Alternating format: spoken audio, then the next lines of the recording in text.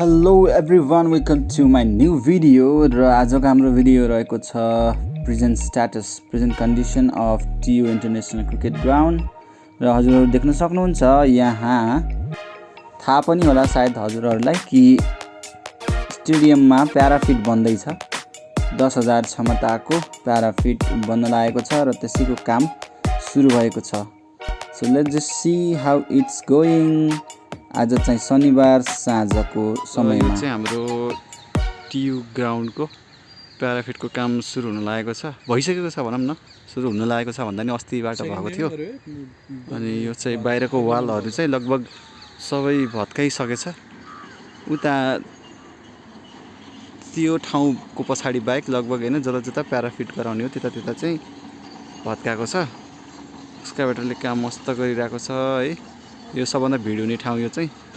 यहाँ चाहिँ हाम्रो अहिले त्यो खनिसके हो, टन्नै छ। टिप्पर पनि टन्ने 1 2 3 4 5 6 7 8 9 10 11 यता पछाडि 12 गर्दाखेरि वाह 12वटा भन्दा बढी टिप्पर छ।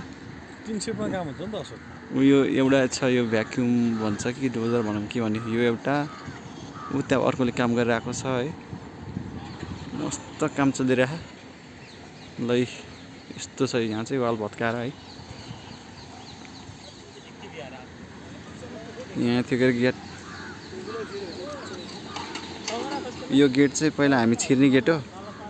अघिको गेट के को वालै न छैन है। सो काम चलिरहेछ। वैशाख 24 गतेसम्म सक्ने भन्ने प्लान छ अरे। सो अब हेरौँ 10,000 क्षमताको प्याराफिट बनाउने कुरा गरिरहेको थियो। कहाँ के कसो हुँदैछ यही नै हो। आज कति गते? 24 गते, फागुन 24 गते साँझसम्मको स्थिति चाहिँ यस्तो छ। काम चलिरहेको साँझ पनि।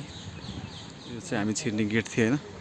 यतापट्टि नि यस्तो छ, यो छ यस्तो छ। माथिदेखि हेरौँ है त। हाम्रो सुषमा सर र म चाहिँ आज यसो के छ कस्तो चलिरहेको हेरौँ भनेर आएको। जस वालहरू चाहिँ भत्काइसकेको छ, काम चाहिँ मस्त भइरहेछ। उता पनि रहेछ ल एउटा यहाँसम्म भएको चाहिँ मलाई खालि नभएको छ।